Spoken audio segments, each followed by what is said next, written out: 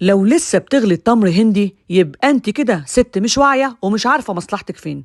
لان لو قلتلك على كمية الفوائد الموجودة فيه واللي بتضيع بسبب التعرض للحرارة والغلي هتاكليه كده حاف من الكيس على بقك على طول. واوعي تعملي التمر هندي اخف من كده، لان مش هيكون له اي طعم ولا هيتشرب وهيترمي. لازم يطلع معاكي قوامه تخين بالشكل ده، لان ده السيرم الخام اللي بناخده بعد كده نخففه حسب ذوقنا ونعمل منه احلى عصير. فتعالي اقولك نعمل السيرم الخطير ده ازاي. هتجيبي التمر هندي، والتمر هندي نوعين، نوع بيتباع في باكيتات كده زي العجوة، والنوع التاني هو الأصلي اللي هو الفاكهة نفسها قبل ما تتعبى في باكيتات. وأنا كنت عملت فيديو قبل كده شرحت فيه إزاي تحولي الفاكهة دي لعصير. الباكيتة دي مكتوب عليها 400 جرام. وخلي بالكم يا جماعة، في منها الحلو وفي منها الحامض، والحامض هو الأحسن لأنه بيكون كده طعمه مزز ولذيذ. فخلي بالك لازم تشتري الباكيتة اللي مكتوب عليها مكتوب على العبوة كلمة صور. خلي بالك لازم تلاقي كلمة صور مكتوبة على العبوة. بعد كده هنقطعه قطع صغيرة كده بإيدينا، هو عموما سهل التقطيع. ونضيف عليهم كوبايتين مية سخنة، يعني الباكيتة اللي هي ام 400 جرام دي بتحتاج كوبايتين مية سخنة. ونغطيه ويتنقع حوالي 3 ساعات علشان اضمن ان هو يدوب تماما.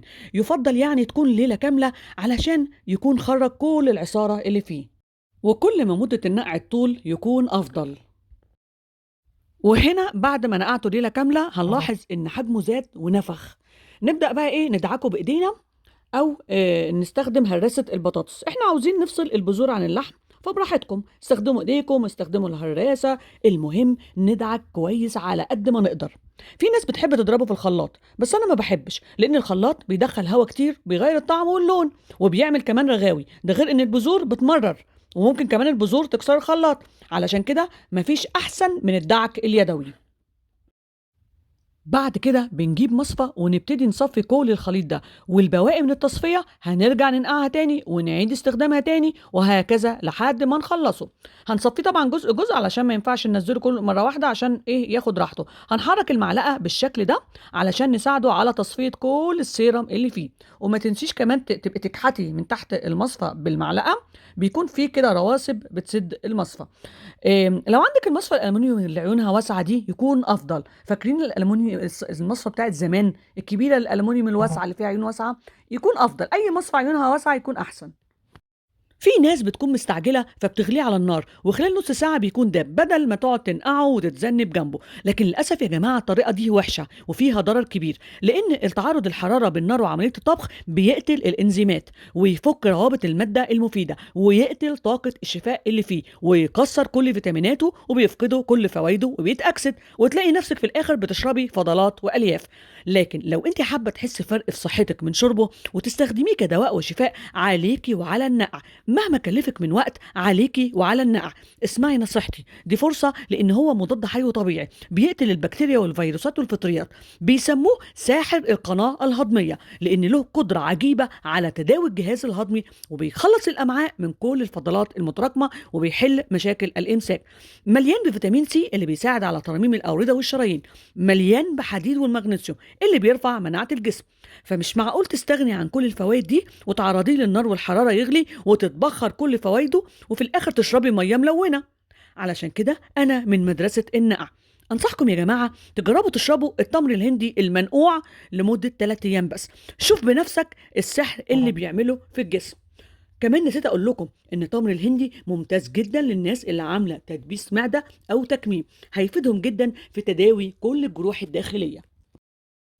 زي ما انتم شايفين انا فضلت اصفي للنهاية، وبعد ما خلصت لسه برضو فاضل جزء من اللحم محتاج يدوب. في ناس بترميهم لكن انا طبعا مش هرميهم، وهغسلهم بمية وانقعهم تاني ومش هسيبهم الا لما استفيد بكل العصارة اللي فيه. شايفين قوامه؟ ده مش بيتشرب كده، ده السيرم الخام اللي بناخد منه معلقه كبيره على كوبايه ميه وتلج. اللي يحبه تقيل بقى يزود، اللي بيحبه خفيف براحتكم. معاكم بقى الخام اظبط الطعم اللي يعجبك. اي بواقي يا جماعه عيدوا تاني نقعها، خليكم وراها ما تسيبوهاش، حرام ترموها. على طول اي بواقي تتبقى من التصفيه هتحطوا عليها ميه سخنه وتسيبوها تتنقع، او ممكن نعملها في الخلاط. بس ايه المهم يكون ايه، تحافظوا على البواقي دي ومحدش يرميها، لان لسه بيكون فيها عصير. انا بفضل وراها يعني بصراحه، ما بسيبهاش ابدا، ما بفضل وراها لحد ما تبقى ميتها بيضه. فدلوقتي احنا ممكن كمان نضرب دول في الخلاط، يعني انا دلوقتي بفكر اعمل دول في الخلاط عشان نشوف نشوف النتيجه النهائيه ايه. وقبل ما اضرب في الخلاط لازم طبعا اشيل كل البذر، لانه هيمرر العصير وممكن لو الخلاط ضعيف يكسره. بعد ما بنخلص ضرب في الخلاط بنرجع تاني نعيد تصفيته نفس اللي عملناه اول مرة. نحطه في المصفى ونحرك بالمعلقة ونكحت من تحت ونفضل وراه، نعيد ونضغط عليه بالمعلقة علشان نعصره على قد ما نقدر. شايفين حجم البواقي بدأ يقل ازاي؟ خلاص بقى طفل، يعتبر طفل. بس انا برضو مش هسيبهم، هاخدهم برضو وانقعهم في شوية مية. هكمل بقى تصفية الجزء التاني من الخليط اللي كان طالع من الخلاط. وكل ما بواقي تطلع معايا انا ببقى حاطه جنبي ايه شويه ميه اهو في عبوه بلاستيك. كل ما بواقي تطلع معايا ارميهم في الميه دي. زي ما قلت لكم احنا عاوزين نفضل وراه، مش هنسيبه الا لما ميته تبقى بيضه، يعني نعصره كده ينزل ميه بيضه. لو نزل ميه بني اعرفوا ان هو لسه فيه عصير، فخليكوا ورايا يا جماعه. وادي القوام النهائي اللي هو يعتبر علامة نجاح التمر هند معاكي، وان كده هتشربي احلى عصير. يبقى انا كده عملت ايه؟ انا كده بقى ايه، نقعت مرتين. يعني انا كده نقعت مرتين وصفيت مرتين، وكمان البواقي سايباها على جنب. ده البواقي اخر حاجة دي هتطلع خفيفة قوي، لكن ده يعتبر السيرب النهائي اللي انا دلوقتي هعلمكم ازاي تطلعوا منه العصير. هتسيبوا بقى النقعة التالتة دي، خلاص ده كده اكيد هيطلع منه حاجة خفيفة، وهنشتغل على السيرم التقيل ده دلوقتي ونطلع منه احلى عصير. نيجي بقى لمرحلة التحلية، وعلشان ده سيرم تقيل مش هيقبل السكر وصعب يدوب فيه، فهنحلي بإيه؟ هنحلي بعسل أبيض أو عسل أسود، بتحطيه حسب رغبتك، يعني بتدوبي وتدوقي وتشوفي اللي يناسبك وتحطيه. هنيجي بقى لمرحلة تحضير العصير النهائية. لو حد عندك بيحب السكر الزيادة هتدوبي السكر الأول في المية وتضيفي نقطة مية ورد أو مية زهر، وتدوبي كويس جدا لأن السكر مش هيدوب في السيرم. وبعدها بتحط ايه حتتين تلج كده عشان يبقى حلو يفتح النفس. ونضيف بقى من السيرم حوالي معلقه كبيره كده، وتقلبي وتدوقي انت بقى براحتك بقى لحد ما توصلي للطعم المظبوط. يعني ضيفي ودوبي وبراحتك حسب الاختيار بتاعك. انا كنت هنا ضفت ميه تاني لان لما دقته حسيت انه تقيل، فزودت ميه وظبطت الطعم على قد ذوقي. وبألف هنا وعافية عليكم. لو حابة بقى تعرفي أنا عملت إيه في البواقي اللي صفيتها، كملي معايا الفيديو للآخر.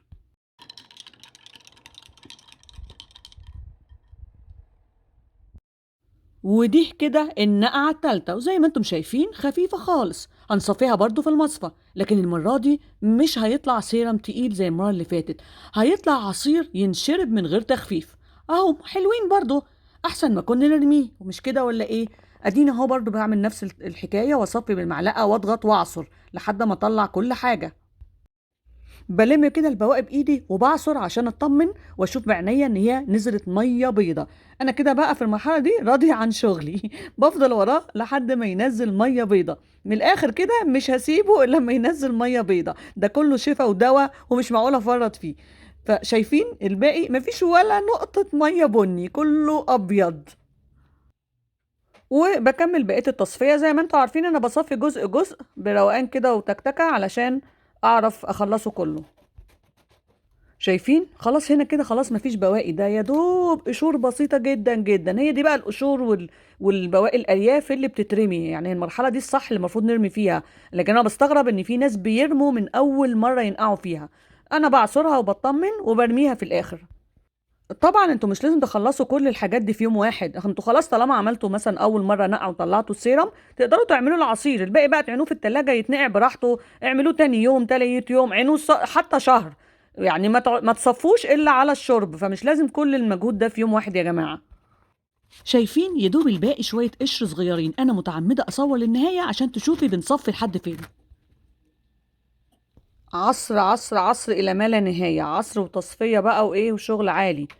زي ما انتم شايفين كده اهي ميه بيضه، بصوا نازله من ايدي بيضه كده. بقى انا راضيه عن شغلي ومطمنة إن أنا خلاص خدت كل العصير أهو شايفين مفيش إيه باقي إيه الله يرحمه بقى البقاء لله ما عادش فيه حاجة خالص مجرد قشور نرميها بقى للسنجاب. شايفين بقى ده قوامه خفيف يعني جاهز على الشرب. هنحط له بقى شوية سكر لأن ده طبعا هيقبل إن السكر يدوب فيه لأنه خفيف. فبدل ما كنا نرميه أهو طلعنا بلتر عصير زيادة يفيدونا. وفي النهاية هيبقى عندك السيرم التقيل كل معلقة هتعمل كوباية وعندك كمان لتر عصير خفيف. يعني ال 400 جرام تمر هندي هيعملوا كمية محترمة هتقعد معاكي حوالي أسبوعين.